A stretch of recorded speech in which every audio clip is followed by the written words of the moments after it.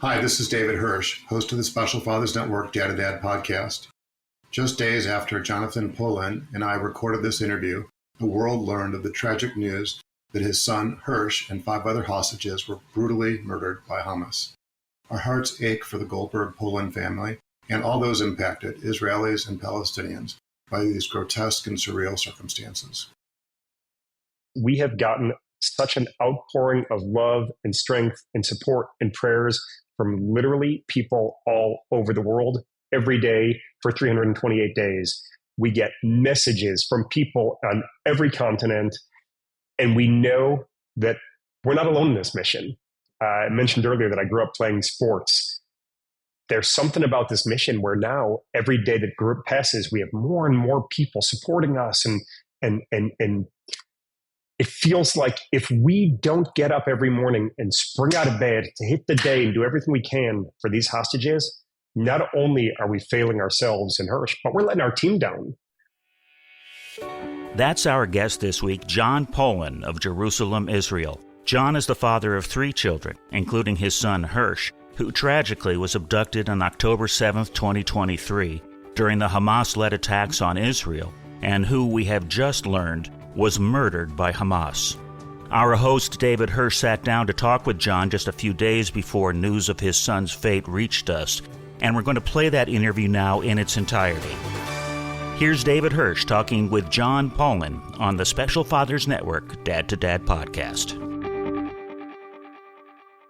I'm humbled to be talking today with Jonathan Polin of Jerusalem, Israel, an American-born serial entrepreneur, founder of Inlet, the Israeli Network for Life-Enhancing Technologies, and the father of 3, including a son who tragically was abducted on October 7, 2023, during the Hamas-led attacks on Israel, and very sadly, to this day, day number 328, remains as one of the more than 100 hostages.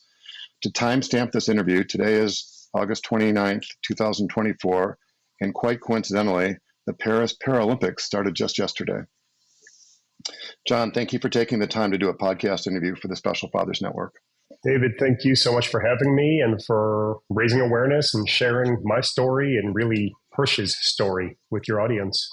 You and your wife, Rachel Goldberg, have been married for 27 years and are the proud parents of 2 daughters, Leebi and Orly, and 23-year-old son, Hersh, who was tragically abducted on October 7th, 2023, and shockingly lost his left hand and forearm in a grenade explosion.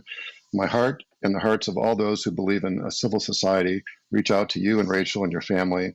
We are praying for Hersh's release and for the safety of all those impacted by these surreal experiences. Let's start with some background. Where did you grow up? Something about your birth family. Sure. So, like you, I was born and raised in Chicago, youngest of 4 children. My parents, Stanton Polin of blessed memory, passed away in May of 2017. And my mom, Leah Polin, still going strong at 86, thank God. They were both born in Chicago as well, so we got some long roots in Chicago. My father was a physician, he was a surgeon. Like I said, I'm the youngest of 4. My father was in the Navy. So till I was born, my family had moved around a little bit. My father had done some of his training in Houston, Texas, spent some time in the Navy in the Norfolk, Portsmouth, Virginia area. And my parents moved back to Chicago 6 months before I was born. And I had what I would say was a really great upbringing in general and specifically within my immediate family. I think we were a very normal, healthy family. My father was somebody who was very career oriented, but at the same time, he was a great dad. He was very available. He was a storyteller. I grew up for the first 10 years of my life on a street called Fargo, and then at age 10 moved to a street called Keeler. And growing up, my dad would tell my friends and me stories of the Fargo Phantom, and then it became the Keeler Killer once we moved. And he would tell us scary stories, but in a very appropriate way. As kids, he had all kinds of fictional characters that he would tell us stories about growing up. Sunday mornings when he would go on rounds in his hospitals, I would love to go and tag along and just sit in the doctor's lounge while he was going to check on patients. Just a really healthy, I think, father-son relationship. And I, to this day, think that a lot of my parenting is driven, as it is for many of us, by what we experienced growing up as kids. Yeah, well, thank you for sharing. It sounds like your dad was very accomplished as a physician, as a surgeon, but he wasn't so accomplished that he didn't pay attention to you and your older siblings. And the importance of being present, not just physically, but emotionally and spiritually present in your family's lives are what we always talk about. So it's always a relief to hear a positive story like that. Any other men who played a father figure role in addition to your dad when you were a younger guy, or maybe as a young adult for that matter? I played sports a lot growing up, so I always had coaches. We are an observant Jewish family, so we were regular synagogue goers. And I could look back now and say that in different ways, different rabbis, family rabbis, I think are people who I think about and played influential roles in different ways in my life. And I think of other men, my friends' parents in certain cases, who maybe weren't per se kind of seminal figures in my life, but from whom I took specific lessons. I'm somebody who is blessed with the ability to try to recognize the good in the world and in people, and when I see it, try to acknowledge it. I think some of that's inherent, but I think of people in my life, even if there were people who were only in my life for a small part, who had that outlook and who I look back now and say, they must have influenced me in some way. I have a friend whose father was also a physician. We were not super, super close, but I think about my time at that friend's house, how much that father would say things to me as a kid visiting his house of like, he'd come home from work and say like, I've got the greatest life. I love my job. I've got the best wife, the best kids, and just total positive outlook. And I think about that friend's father sometimes now as a grown-up myself and a dad myself and a working person. And I think how important it is to convey that and how it influences the people who see it and hear it. Yeah, well, there is something to be said for enthusiasm, and a lot of men are not very expressive. So it was unique, perhaps, that you witnessed that at a young age, and it stuck with you. And one of the ways I think about what you were saying earlier, if I can paraphrase it, is that you emulate the guys that are getting it right, and maybe live vicariously through those that, maybe, you wouldn't want to do what they did, right? You don't want to go down that path. So thank you for your openness and transparency. Yeah. My recollection was that you went to the University of Wisconsin-Madison, took a BA in history, and then you have a master's degree in management from Ben-Gurion University, Boston University, a joint program. And not to make this the focus of our conversation, but how would you characterize your career? An interesting question. I would characterize it as definitely not anything extraordinary in terms of the path, but I would say it has not been a straight line. You and I had a chance to speak for a minute before hitting the record button, and I know that you've had 2 jobs in your career. I am somebody who, in some ways, and I say this in a healthy way, at age 54, is still kind of figuring it out, which is to say, I've always been responsible. I've always worked. I've worked in Fortune 500 companies. I've started my own businesses. I've sold a business. But I've never been somebody who plans my career long term. It's been a lot of, that sounds like something interesting. I'm going to go for it, and I'm going to go do it. And so far, that's worked out reasonably well for me. I don't know how I would advise young people today in terms of their career planning, but I've been fortunate. I've worked hard, a little bit of luck, and thank God it's worked out well for me. Yeah, well, thanks. I think that entrepreneurial spirit that you have, right, that resilience, nothing ventured, nothing gained. You didn't say it, but that's sort of how I interpreted it. And, you are looking for opportunities, right? And you're okay with not knowing, exactly where you're going to end up, right? And that's part of the beauty of it. And not everybody can say that. Well, something I've said to my kids several times, if you try, you may not succeed. But if you don't try, you certainly won't succeed. And I say that through the lens of my career. And I think any entrepreneur would echo those words, right? You got to go for it. And you zig and you zag and you figure it out and you build resilience. But the first step is jumping in. Absolutely.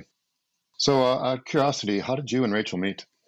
I was a seventh grader in a private Jewish school in near north suburb of Chicago. And first day of school for me, seventh grade, for Rachel, eighth grade, Rachel showed up and had transferred into my school for eighth grade. And we then went on after that elementary school to go to high school together. Again, she's a grade ahead of me. And we were friends from the time I was in seventh grade till the end of high school. We were friends. She was at my bar mitzvah. We've got pictures to prove it. We were the same height.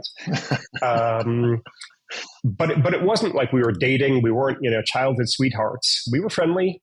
She graduated high school a year before I did and went off and did a gap year program, then went to university on the East Coast. I went off the next year and did my thing, and we were not in any touch at all.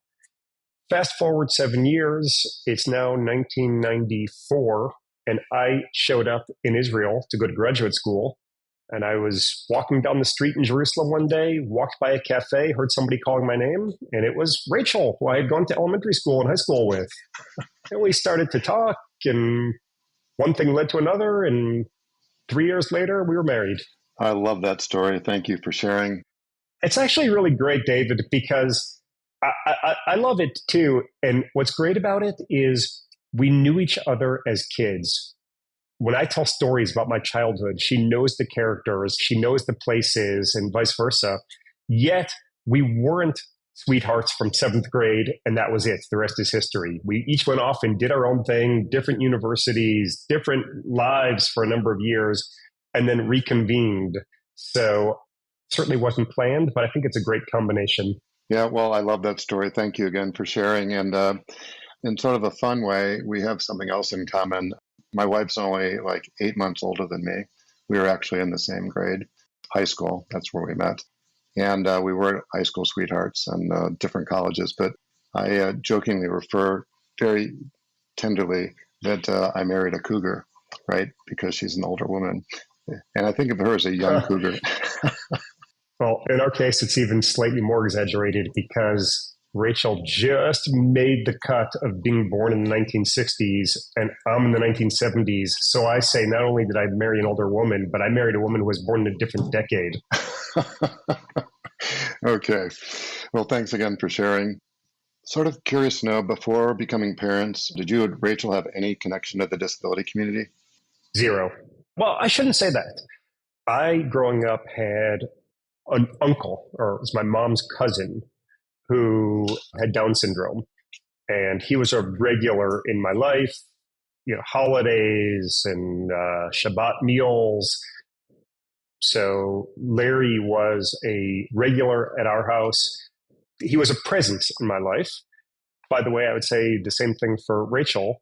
Her mom's sister experienced brain damage as a child.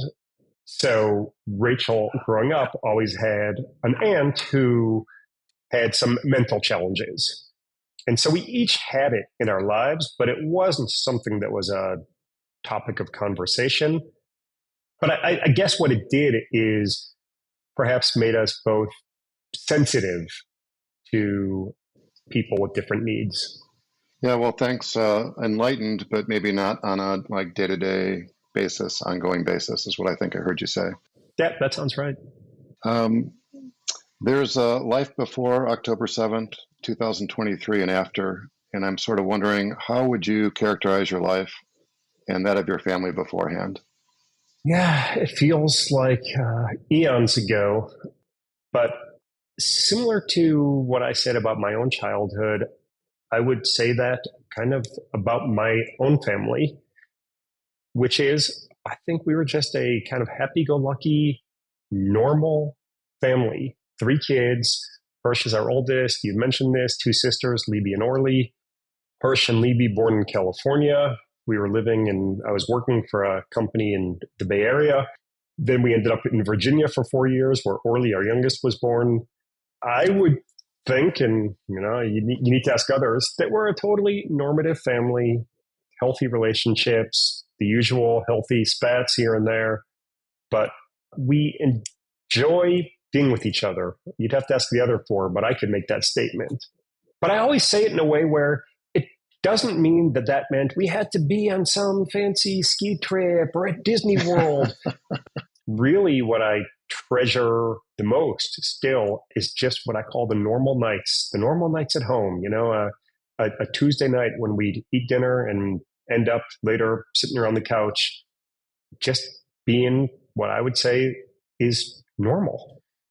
Those are the best recollections and what I'm most looking forward to when we successfully bring Hersh and the other remaining hostages all back home. Yeah, well, thanks for sharing. It does seem like maybe eons ago with all that's transpired in the last 10 months. How did you learn about Hersh's abduction? So Hersh was taken on Saturday morning, October 7th, 2023, but I'll back up one day before that to Friday, October 6th, which Friday night, October 6th, was not only the Jewish Sabbath, Shabbat, as every Friday night is, but it coincided with the holiday of Simchat Torah, a joyous holiday. And so the five of us, Rachel and I and our three kids, went to synagogue Friday night. It was festive. We danced with the Torah. It's a holiday that is the cycle of ending the annual reading of the Torah and rewinding it and beginning anew. And it's a celebratory thing. So you dance holding the Torah. Each of us got the chance to do that. And we were just having a nice time. And then from there, we went to a friend's house for dinner in the neighborhood. 3 families were there. All of us are close friends with kids similar ages. And I actually remember several times sitting at dinner just saying, like, this is so nice. The 6 grown-ups, if you will, and all of our kids who are not little kids, but, teenagers into their early 20s, all hanging out together. And it was just really nice. And Hersh had brought a backpack with him to dinner and had told us that he was going to come with us to synagogue and to dinner, and that afterwards he and his friend Aner were going to go do something fun.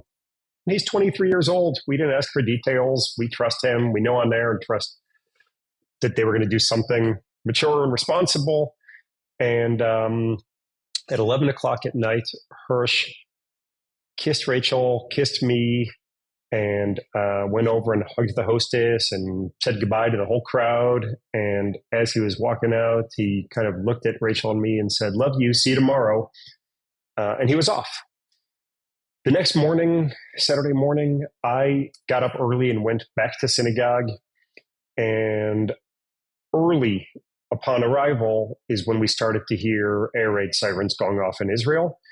Those of us who were in synagogue early persevered through a few. We went in and out of the bomb shelter of the synagogue. And after about an hour, a military representative came running into the room and said, by orders of the military, everybody's got to go home and go into your bomb shelters. And so we all went running out. I got to my apartment at about 8:45, probably 9 o'clock Saturday morning. And as I walked in, Rachel said, "I think we have a problem." We, as traditional Sabbath observers, don't generally use technology on the Sabbath, but when there are air raid sirens going off and one of our kids is not home, Rachel had turned on her phone, and when I walked in, she showed me that we had, in the little 3-person WhatsApp group that Rachel, Hersh, and I have together, she showed me that he had sent back-to-back messages at 8:11 a.m. on Saturday morning, October 7th to us, saying, "I love you," in the first message, and "I'm sorry," in the immediate subsequent message. And that's what we saw. That's what we knew. Our daughter quickly got on her phone, Leebi, and started to look for what was going on in the country, where might Hersh and Aner have been, and pretty quickly found that there was this music festival for peace, love, and unity in the south of Israel. Hersh is an avid music festival fan. He spent last summer traveling for 9 weeks in Europe, going to 6 different music festivals. So we pretty quickly said they must be at the festival. Hersh and his friend Aner, who were together at the festival, have a third buddy. They're like the 3 Musketeers, who was out of the country. But Rachel messaged the third friend and said, "Are Hersh and Aner at the festival?" And the third friend said, "They are." That's about the time of morning where pictures and videos started to surface of the south of Israel of the magnitude of destruction that was going on there, including at the music festival. We were seeing videos basically in real time of militants running through the festival, rockets flying overhead, shootings going on. And we went into scramble mode and really quickly started to just try to figure out where might these guys be, Hersh and Aner. We called the U.S. Embassy and we contacted officials in Israel. As you can imagine, it was chaos in the country. And by mid-afternoon, our apartment was full of dear friends who came over because they knew that he was there. Word spread, and they jumped into action mode. And we had people on their phones and laptops around the apartment. And we started to see lists on the internet of there's a group of festival people who showed up at such and such a city or such and such a kibbutz in the south. And Hersh and Aner's names both appeared on several lists. And each time we found somebody who knew somebody who lived in that area, and we'd ask them to go check on whether it's true that they were there. And each time it came back saying, we have no record that they're here. Saturday night, we still have not heard anything. We still have not located them. I went to file a report at the local police. We, late into the night, Saturday night, had no information other than we knew he was at the festival. A picture emerged in the middle of the night, Saturday night, on the internet of 29 young people. And now we know it's 29. It was hard to tell in the picture. 29 young people crammed into a bomb shelter in the south. And Hersh was in that picture. And the way things work nowadays, David, our daughter and some friends of ours sprung into action mode and were able to identify other people in the picture. And by Sunday, so 24-ish hours into this whole nightmare, they were able to connect with some other young people who had been in the same bomb shelter as Hersh. And by Sunday afternoon, we heard from eyewitnesses the story of what happened, which is festival goers escaped the festival as militants came into the festival. And many of them then, as shootings were happening on the highways going out of the festival and bombs were flying overhead, many of these people abandoned their vehicles and ran into these above ground bomb shelters. And what happened in the shelter where Hersh was is terrorists came and started to throw grenades into the bomb shelter. Hersh's friend Aner was standing in the doorway and by all accounts was one of the main heroes of the day. He was able to repel 7 grenades. They would come in, he would toss them out. Grenades, we've learned, you have a 4.5 second time period from the time the pin is pulled till the time it detonates. So grenade thrown in, he quickly picked it up and threw it out. He was able to repel 7 before gunmen came in and started to shoot up the bomb shelter, including Aner, and he was killed. And what the witnesses told us is that shortly after 8 a.m., gunmen came into the bomb shelter and took out 4 young men, Hersh being one of them, at gunpoint. When Hersh stood up to be taken out is when the witnesses saw that his left arm below the elbow had been blown off. And these witnesses were under a pile of dead bodies, pretending themselves to be dead. That's how they were able to ultimately stay alive and to bear witness to what happened. And Hersh was taken at gunpoint, and that was what we heard from the witnesses. Subsequently, 10 days later, we were being interviewed on Anderson Cooper's show on CNN and reiterating what we know of the story. Our son was taken out of a bomb shelter with his arm blown off, etc., what I just told you. And it was fascinating. We finished the interview, hung up, and as we're hanging up, we hear Anderson Cooper himself say to us, "Guys, I'm going to call you." We thought that was strange, and we got a call from Anderson saying, "I want to tell you, I have a video of the abduction, and I'm going to send it to you." And that is how we first saw the video of Hersh being abducted. We got it from Anderson Cooper of CNN, who had picked it up on a tour of the South, doing research on the massacre at the Nova Music Festival. And that's where we saw that Hersh was, as the witnesses had described, taken out of a bomb shelter, walked at gunpoint, pulled himself with his one good arm onto a pickup truck. And that is all we knew for 201 days. For the first 201 days of this saga, we knew he was taken. We knew he was critically wounded. We didn't know any more, but we're optimists. We are people who are faithful in our Jewish religion. And so we believed that he was going to be okay. We were praying he was going to be okay. And on day 201, towards the end of April, we saw a Hamas-released propaganda video that was Hersh with his one arm, reading a script likely, but speaking into a camera. And we got to see him and hear his voice for the first time in 201 days, first and last time. And that video gave us a lot of strength. And we continue to run around the world, literally, and speak to everybody we could speak to, elected officials, politicians, celebrities, religious leaders, and do everything we can to advocate to bring home Hersh and what are now the remaining 106 additional hostages. There are 107 still being held as of today. These are people, the world oftentimes doesn't know this, but these are people who come from 23 countries of origin, 23 different citizenships. They represent 5 religions. There are Christians, Jews, Muslims, Buddhists, Hindus being held. And we and the other families of the hostages have been doing everything we can to raise awareness, advocate, and bring them all home. Yeah, well, it's breathtaking to hear you recount that story. I know that you and Rachel have become outspoken advocates on behalf of all the hostages and been thrust into the limelight, like you'd said, meeting with members of the United Nations in Geneva, meeting with Pope Francis, meeting with President Biden, and most recently, the two of you were on the stage at the Democratic National Convention. What observations or insights can you share as a result of those experiences, meeting with these high-level individuals?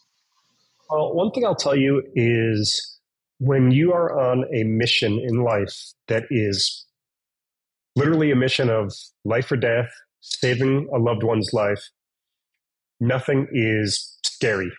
We will go and we will bang on the door of world leaders. We will get in a room with them. There's no fear, no nervousness. We will get up on a world stage. Rachel and I have talked a lot about that. You can't scare us. So that's one thing. A second thing I will say is, there are pros and cons of our technology-driven world and our social media-driven world. But one thing I will say is it has enabled us to have a voice, build a voice, spread our voice, and build advocacy. And what's happened in return is we have gotten such an outpouring of love and strength and support and prayers from literally people all over the world every day for 328 days. We get messages from people on every continent, and we know that we're not alone in this mission. There is something I mentioned earlier that I grew up playing sports. And I say there's something about this mission where now every day that group passes, we have more and more people supporting us. And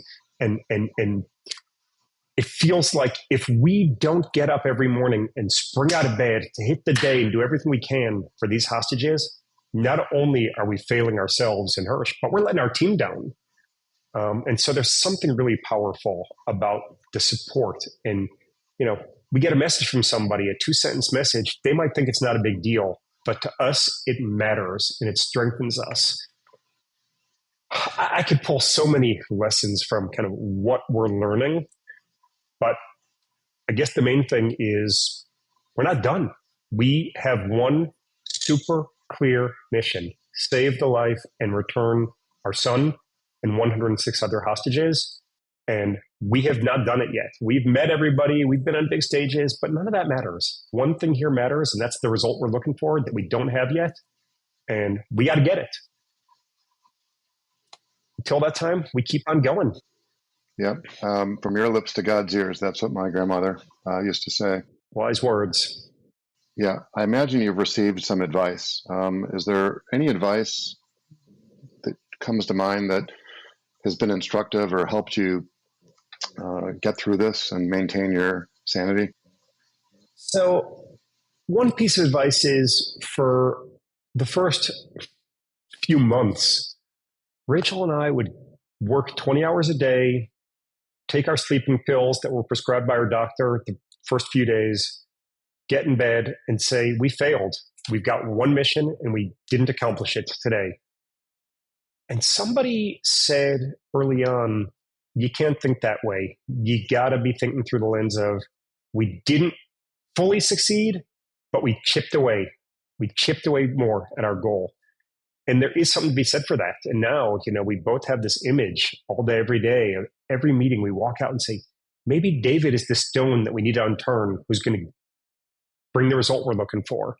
And you chip away, and you maybe don't feel like you're accomplishing something, but we're waiting for the breakthrough where that last chip happens. We break through the wall, daylight comes in, and we accomplish what we're shooting for. Because of the clarity of mission, I just see that lesson so much more here in this experience than I ever saw it, even though I kind of knew pieces of that as an entrepreneur. It's just the clarity here is so much brighter and clearer that that's what we're doing. We're chipping away and turning over stones. Yeah, well, I love what I might refer to as this relentless forward motion, right? That you are propelling yourself, right? And it's an endurance contest, right? This is not something you could do by sprinting, right? You'd like to. Our friend Ruby, who we unfortunately have become like family with, as we have with all of the hostage families through this experience. Our friend Ruby, whose son Itai is being held, and unfortunately after 5 months was pronounced having been killed on October 7th, and now we're all fighting to bring home his remains. But Ruby said early on that what we're all doing every day is we are sprinting a marathon. We're at full speed at all times, only to get up the next morning and do it all over again. We don't know how long we're in for. So we have to be going at full speed. There's no pacing.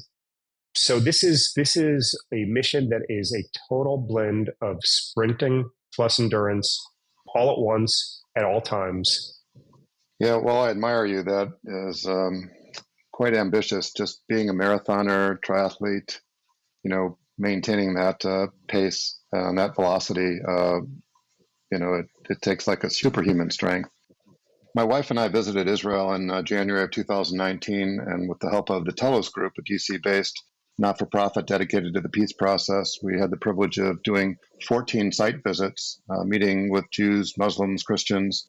On one of those visits, we met two fathers, Rami Nalan, and a Jew, and Bassam Arem, a Muslim, who both very sadly lost their daughters in the conflict in separate instances. They're members of the Parent Circle. Are you familiar with the organization and the work that the Parent Circle does? I'm very familiar with the Parent Circle and the work they do. I have a lot of admiration for it.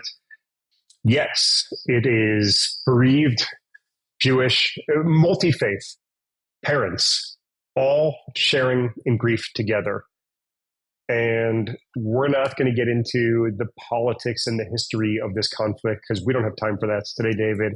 But what is clear is it's a horrific conflict. There's suffering on all sides. One of the things that we said just a week ago at the Democratic National Convention when we had the chance to get up on the podium and speak is, in a competition of pain, there are no winners. That is a truth that everybody in the Parent Circle knows.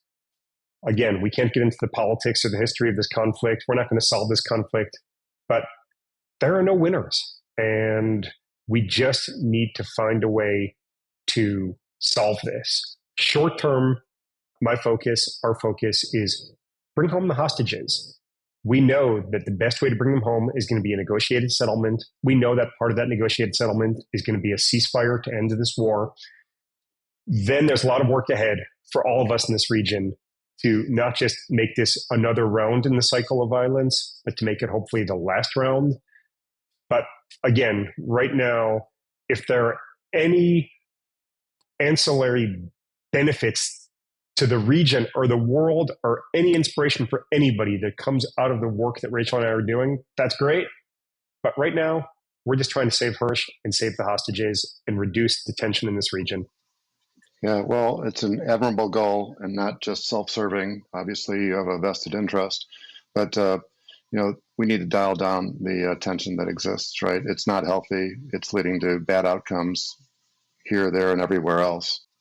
I've previously done 3 interviews with Israeli dads back in July of 2022 during the global pandemic. I had the pleasure of interviewing Rabbi Kalman Samuels, co-founder of Shalva, the Jerusalem-based beacon of hope for Jews, Muslims, and Christians impacted by disability. Are you familiar with Shalva? Super familiar. They do amazing work. It's an impressive organization, inspiring. Yes, a big fan. We'll be back with more of the conversation on the Special Fathers Network Dad to Dad podcast in just a few moments. But first, this quick message. Please help 21st century dads gather research on families raising children with special needs by having them complete the Special Fathers Network Early Intervention Parents Survey. A link to the survey can be found in the show notes. As a token of our appreciation, each person, mom or dad, who completes the survey will receive a Great Dad coin. Thank you. Now, back to the conversation. So I'd like just to focus for a moment on this Israeli Network for Life-Enhancing Technologies, or INLET. What's the backstory? What's your role there? So I should come up with an interesting, inspiring backstory. What I'll say is I've been an entrepreneur. I've started a few companies. So I've been part of the very fertile Israeli startup ecosystem. You asked earlier about my exposure to people with disabilities or people with different abilities growing up. And I don't know what was kind of the moment that made me say, like, this needs to happen. But really, it was through my work as an entrepreneur. And I was doing work that I'm proud of, that was, I think contributing something good to the world, but it wasn't saving lives and it wasn't in the space of disabilities. But I just started to meet so many impressive, inspiring entrepreneurs who were doing things to improve people's lives in such a dramatic way.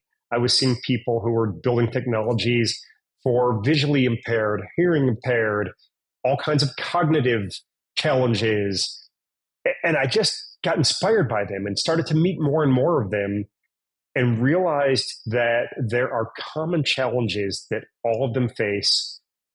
I started to drill into the whole world of disabilities and really educate myself on, just the astonishing numbers of how we all know people. We all have people in our lives and our families.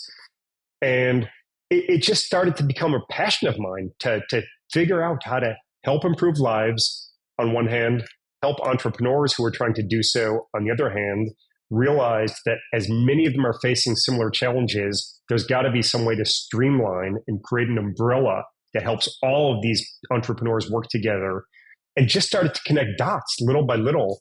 And that became INLET, the Israeli Network for Life-Enhancing Technologies. And I've been removed from that now completely for this entire period of time, dealing with focusing on only saving Hersh and the hostages. But I'm still so inspired by the people who give their lives to making the world better for people with disabilities. And it's such a fascinating time driven by technology now, with the immense potential to do that, to use technology to improve the lives of people who could benefit so much from it.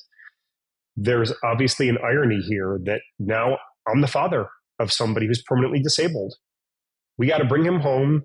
We're going to get him the treatment that he needs, physically, emotionally. But I feel like I'm equipped now as somebody with the knowledge to understand what technologies are out there in the world of prosthetic limbs, how artificial intelligence can now make the use of those limbs so much better. Again, goal number one is bring Hersh home.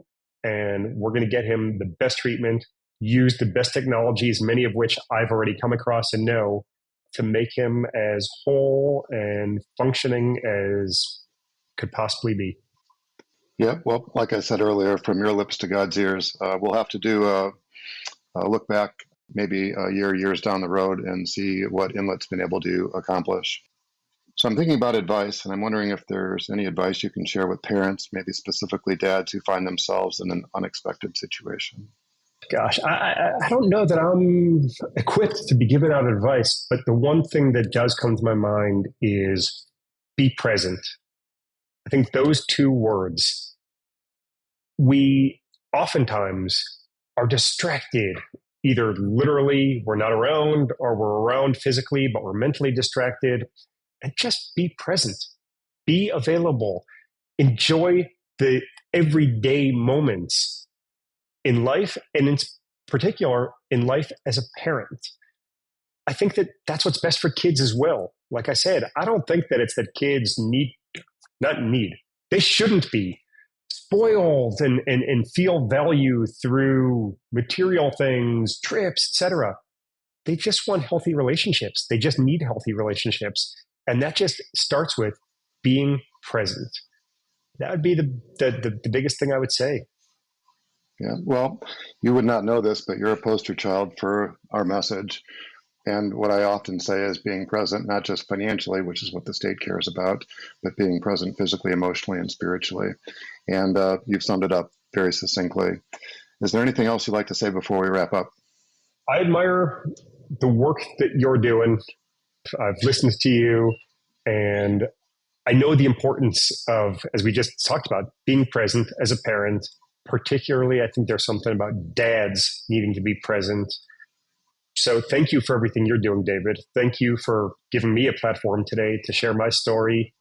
I would invite any listeners who want to join what I hope will be a very short journey until we succeed, but who want to join the journey of us bringing Hersh home. We are very active on social media at Bring Hersh Home on all social channels. We are part of the broader hostage family network in this crisis of Bring Them Home Now on all social channels. Please go there, follow, and help us raise awareness.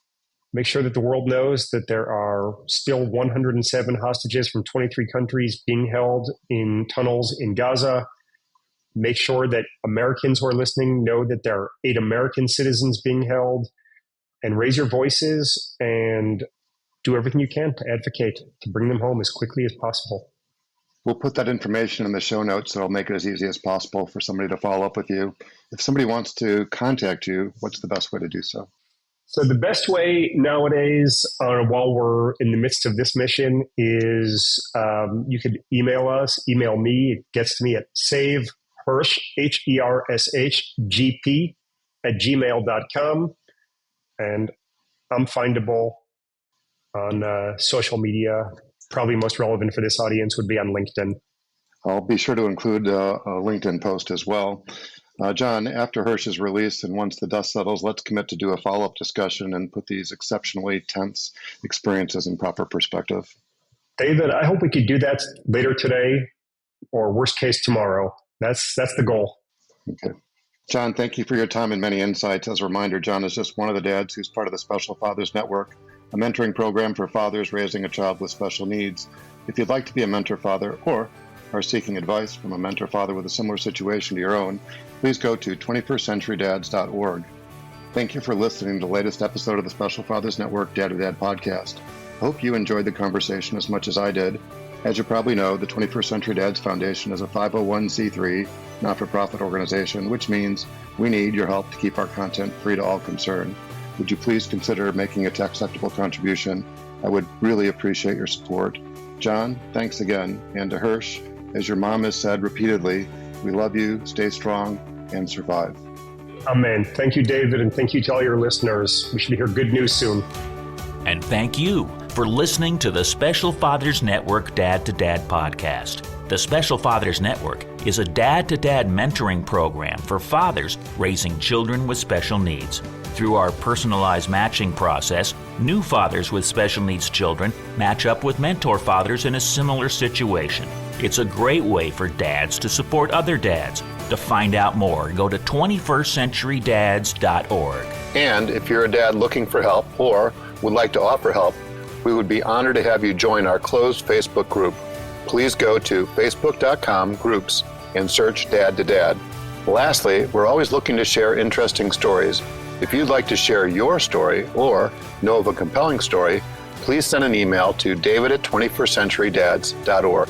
The Special Fathers Network Dad to Dad podcast was produced by me, Tom Couch. Thanks again to Horizon Therapeutics, who believe that science and compassion must work together to transform lives. That's why they work tirelessly to research, develop, and bring forward medicines for people living with rare and rheumatic diseases. Discover more about Horizon Therapeutics at horizontherapeutics.com.